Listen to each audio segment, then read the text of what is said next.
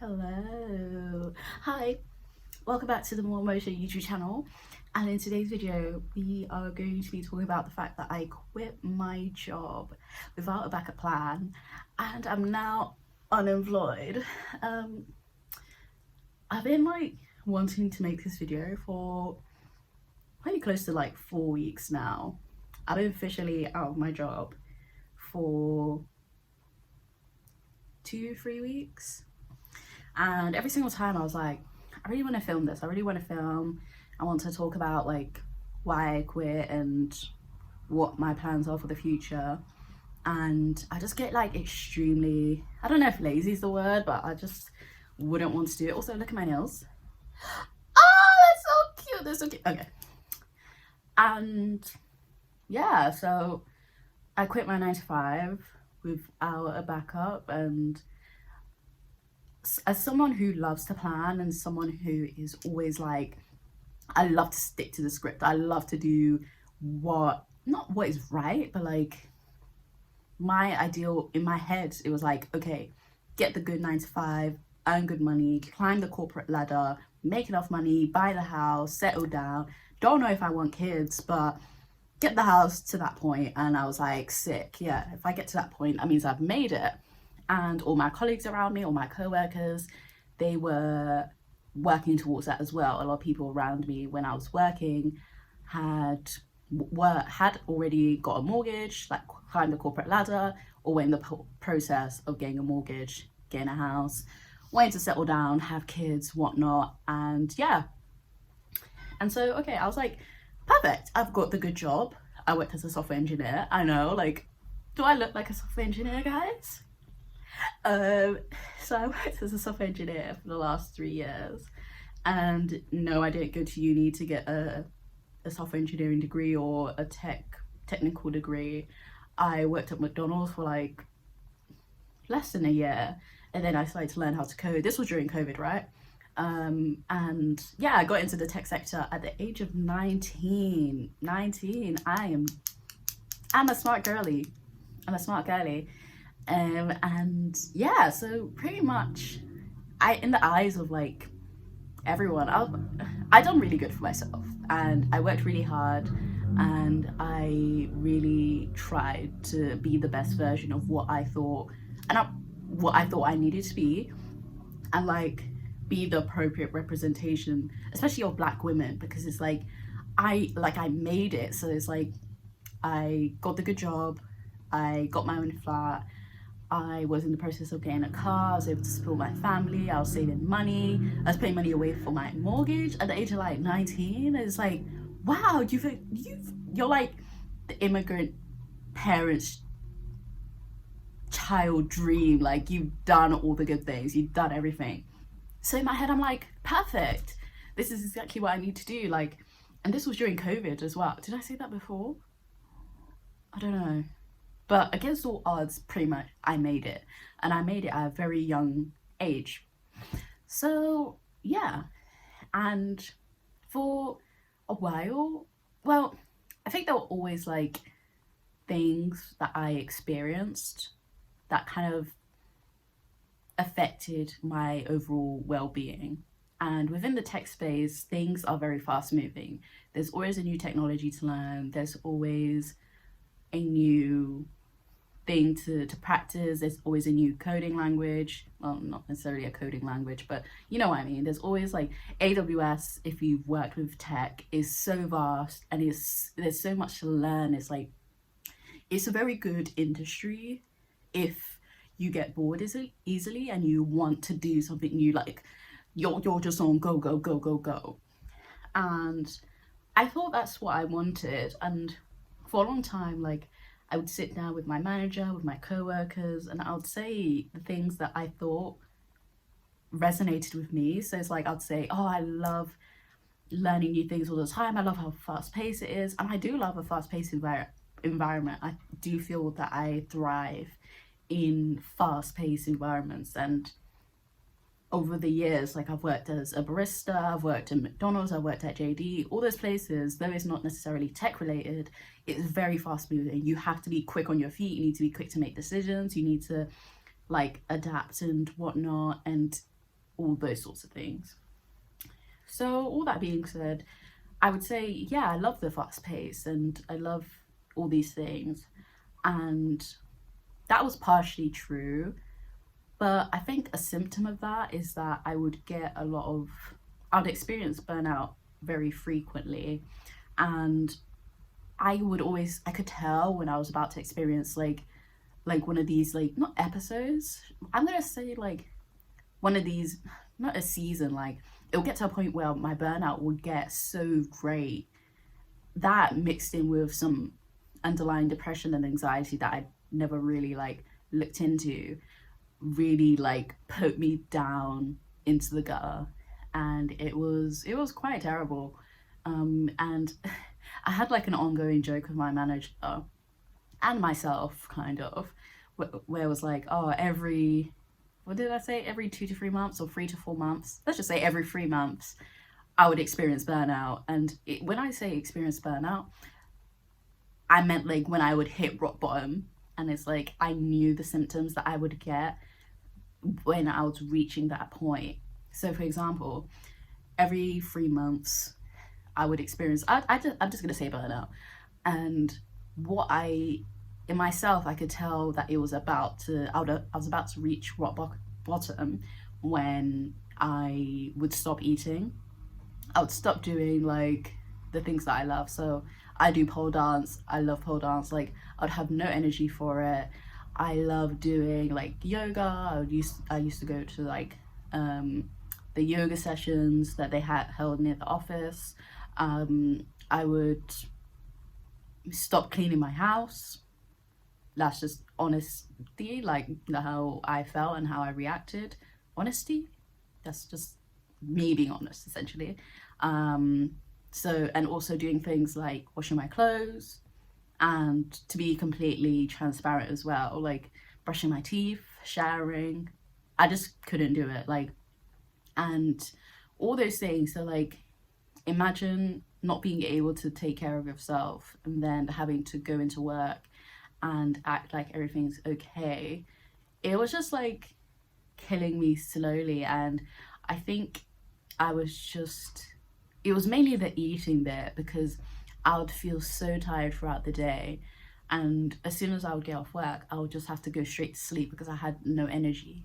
And I'll tell my friends and my family, they're like, oh yeah, you should eat. And it's like, it's easier said than done. Like I know I should be eating, but like when you have no appetite and you can't physically keep any food down, not that I was storing up, but like I would eat like a biscuit and I'll be like, yeah, I don't want to eat anymore. Well, I'd eat, like there was one day that I remember so clearly that I ate like half a chicken wing throughout the entire day, and I had like an energy drink.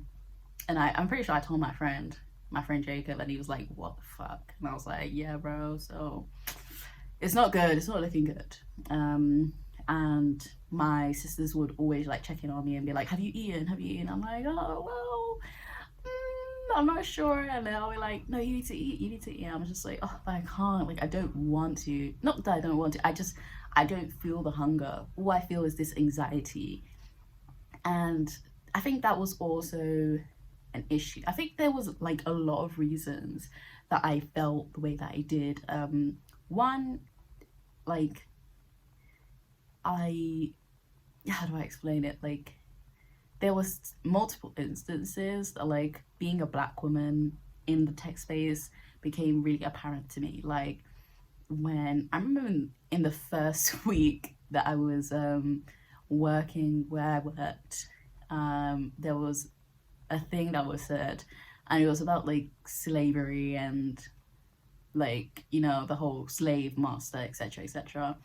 And as no surprise to anybody, there are aspects of like racism even within the tech space. And a comment was made about like one of those topics within tech, and someone laughed, and I was just like, this was within the first couple of days of me working within tech, and I was just like, oh god. And then a couple of weeks later, I was doing some training, and again another racial phrase was said, and it's just like, it's one of those things that like to other people is like, oh, it's not that serious, but to me it is. As a black woman, and I was like, what, 19 at the time, having to handle these things on my own and not have anybody to talk to about it at the time made it difficult for me. And yeah, so I think loads of those things combined, and I felt like I was constantly having to stay on top of so many things. And for the first 2 years, I was mainly just learning because I was a junior. And then in the last year, I was operating as a midway engineer. And I think because my burnouts were so frequent, I don't know, I think the best way to describe it was that I was just in a constant state of sadness, and I thought that I appeared really happy, like, but I think deep down I was always like kind of sad. And I remember I used to make loads of like voice memos, and I'd be like, oh, today I feel really down, and I'll try to occupy my time as much as possible to the time outside of work doing things that I liked. So I used to play D&D, all these sorts of things, and it never really helped. Honestly, I feel like a 9 to 5, you just don't have time for yourself. And I think I always had that at the back of my mind. And because of that, I just felt like, I think the best way I could describe it was that I couldn't switch my mind off after work. And so everybody would be like, oh, you just need to forget about it, you just need to forget about it. And I'm just like, yeah, that's easier said than done. How do I do that? How do I switch off? How do I just stop thinking about work? Tell me how. And they would be like, just do it. I'm just like, what? Like, how? What do you mean just do it? Like, not that they said that literally, but they were just like, oh, you just need to not think about it. Well, I can't. Like, I am like literally obsessing over the things I need to do once I get back to work. And I think, I don't know if it also affected the fact that I worked from home, that I was just like constantly thinking, oh, work. Like, I need to do that ticket, I need to talk to this person, and then there were issues, and then it was just like, and don't get me wrong, any job that you go into, there's going to be things that don't go well, there's going to be issues that you're going to run into. That's natural with every job, and I'm not saying that I'm going to find this miraculous job that there's never going to be any issues. I don't think that exists. But the issue was, for me, was that I couldn't switch off. I couldn't detach myself from work when it came to my personal time. So it got to the point that even when I was going on holiday, I was just thinking about work. And don't even get me started on the fact that we have to work for an entire year and we only get 25 days. Like, what is that? Like, that is disgusting. That's actually disgusting. Why do we only get 25 days to relax, to enjoy your life? And it's like, every Monday I'll be thinking about Friday, and then I would enjoy Saturday, and Sunday would come around and I'll get the Sunday scaries. Then I'll get, this is like a made up phrase I just made up. Well, a made up phrase I just made up. It's called the Monday blues. And I would just, oh my God, like I would wake up and I'll just feel so shit about myself, so sad, so horrible, so like I just felt like I was in this endless race that I'm just gonna work until I die. That's literally how I thought about it. Like, I'm just gonna work and then I'm gonna die, and well, I'm gonna retire at some point if I get to that age, and then I'm just gonna like enjoy my time then. Like, what is this? Like, this is horrific. No, please, this can't be it. This video makes no sense. I'm just like completely speaking off the top of my dome. Okay, so yeah, I quit, and yeah, like I said, I do live alone. However, I had money saved, and so that's kind of like, obviously I'm gonna continue to pay my bills. I'm not just gonna stop paying my bills, and I will just do something. Like, I'm gonna take some time to think about what I need to do, get better. I'm on medication now, to help with like my depression and my anxiety, and just hopefully trying to get better. And I think with my depression, I neglected it for like, I'm pretty sure I had it since like secondary school, because in secondary school I would sleep a lot. And this is going to sound a bit dark, and I don't know how else to say it other than sleeping helped me escape my problems. So it helped me not be awake for my problems and kind of like escape it for a while, because when you're asleep, you're not like, obviously you're not awake, so you're not having to deal with your problems or whatever's around you. So I would just sleep all the time, and I always felt tired. I'd sleep like 3 times a day. So I'd wake up, eat, chill out for a little bit, sleep, take another nap, wake up, eat, chill out for a little bit again, go back to sleep. What is that? And that was during secondary school times. And again, that pattern would follow into work. So whenever I would get into like these deep, like depressive times, like I would feel that extreme fatigue. And I would try to explain this to my family and or just friends and people, and I don't think they really understood, because it's like a lot of people that I speak to have like kids, and they have bigger responsibilities, and they have a justifiable reason to be tired. Whereas with me, it's like I live alone, I work from home. What is there to be tired from? But I think it's such a mental thing. It's like I didn't know how to explain it. That's why I think I kept a lot of it to myself, because like, how do you explain that you feel tired from your job when all you do is sit down at your desk? Because it's not a physical labor job, it's a mental one. And I felt like my mental health was just deteriorating, and I thought eventually that it would get better. And so 3 years down the line, I kept thinking, oh no, it's gonna get better. I'm gonna put things in place. I'm gonna try meditation. I'm gonna try doing different things to distract myself. And lo and behold, it just didn't, until it got to the point that I realized I had to like, I was just having breakdown after breakdown. Like, I'll go into work, one little thing wouldn't go right, and I would just start like bawling. And I was just like, well, this isn't normal. Like, is anybody else experiencing this? And we would talk about burnout, and I don't think anyone, I don't feel like anybody was truly honest about it. I think we said, yeah, I experienced burnout, but it's like, so what are you doing about it? Well, I'm just continuing on. I'm just like, but what? Like, how can we just continue like everything's okay? Like, what are the resources? What can we do to actually help one another? And so with work, the last few months have been a bit like weird. So I was off on sick leave for around 4 weeks. Thankfully, I had a really kind and supportive manager. And yeah, I would just try to go into work, and then I would be in for one day, and then I would have another breakdown, and I'd like, again, it would be like the no eating. And I even researched on Google, like, it sounds so silly, like, is mental health like an actual issue? And I was kind of like, I didn't know, like, I felt like I was playing myself. I'm like, it's all in my head. Maybe it's all in my head. There's none of this is actually happening, or I'm like making it out to be a bigger thing than it actually is.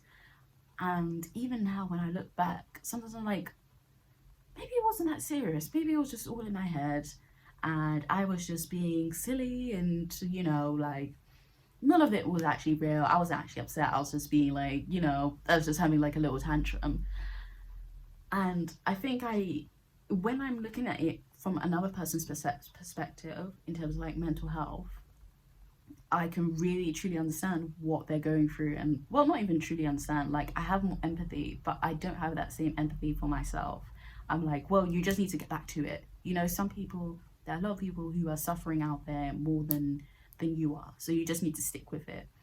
And I don't think that's the right mentality to have, because like, just because someone else is suffering doesn't mean you should be suffering too, if that makes sense. Or it doesn't mean that you need to put yourself through more hardship just because someone else is suffering, especially if that has no effect on your life. So all that to say, I ended up putting in my notice, and I'm gonna look for something part-time, because I'm gonna be realistic. Like, was my goal to then go into entrepreneurship, or like go and do YouTube and be like, yeah, I'm gonna be like the sickest YouTuber ever? No, it wasn't. And I was trying my best to do full-time work whilst managing my other creative hobbies, which were like YouTube, art, drawing, all those sorts of things that I love. I have a guitar as well, which I don't play because of my nails, but it is still there. I'm looking at her just in the corner, looking all pretty. And yeah, I yeah, I don't really have an answer for it. I'm not really sure what is going on, and I think for the first time in my life, I'm like, I don't know what the plan is. Like, I love a good plan. I love knowing what's gonna happen next. I love like being on the right track, doing the right things, like exceeding all my goals. But like when your health like deteriorates to a point that it did for me, like I just know I don't want to go back to that place again. Like I don't, like I don't. And this was, I was actually speaking with one of my co-workers. He's a really lovely guy, and he had a brother, and his brother was in a similar like position to me. So he done his like tech degree, got into tech, lived alone, all this sort of stuff, but he was battling depression, and I think personality disorder, bipolar personality disorder. And he tried to commit suicide the first time, and my co-worker told me that like he didn't believe that he actually was going to try and like to kill himself. And he didn't believe it, and he thought that nah, it's just not serious. He told me he felt that he wasn't educated enough, my co-worker, on his brother's condition. And like he told me like the stress of everything and whatnot. And eventually his brother actually did pass away, and I was in complete shock because I told him how I was feeling. I told him, like, before he told me his story, I told him about my depression, my burnout, and like how I just felt like sad all the time, and I don't really know how to explain my sadness. And yeah, this is this is a tricky video. I don't have any notes. I'm literally just speaking off the top of my head. And when he told me that, after I explained to him everything that I was going through at work and like in my personal life, I just started crying, because it's like, whoa, he's such a like jolly guy. He's always like making jokes. He's like think of like the class clown sort of thing. Like he's the one making jokes, making everybody laugh. And to know that he was going through that, I was like, whoa. So this is not that it kind of like hit me more at that point, where it's like these sorts of things are happening like in your face and you don't even realize it. And it's like, it made me look at my own situation and kind of like look at my own patterns and just like realize, okay, I need to like properly take care of myself. There was even a situation where I was on the train and I fainted standing up, like completely unprovoked. I'm like, I don't know what's going on with my health. I'm 22 at the moment, and it's like I don't really know what's going on. Like, I feel like my body's not operating at the best it could be, and I just want to like figure out why. And at my previous job, I think what could have helped was being able to do part-time hours. I can give myself a break. Though I think the team that I previously worked on wouldn't be able to accommodate for part-time hours. I'd want something that's like, for example, or what I do want is something that's Monday to Wednesday. At bare minimum, I can cover my bills. That's what I want.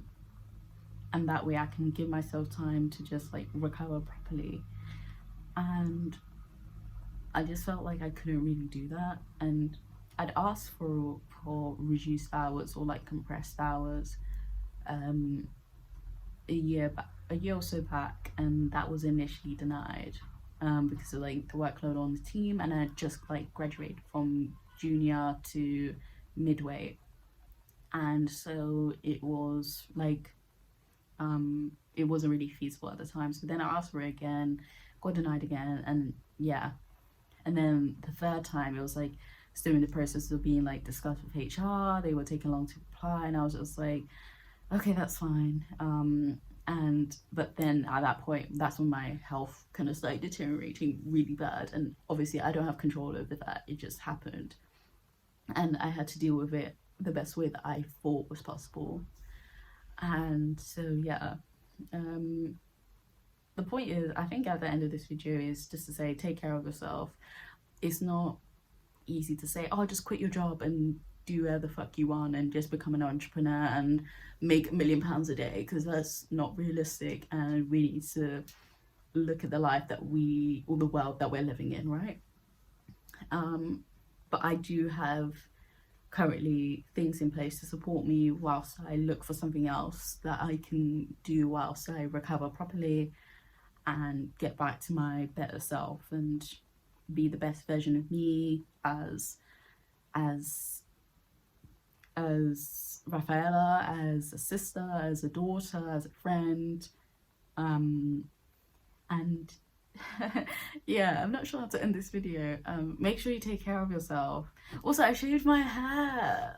Oh my god, like I shaved my hair.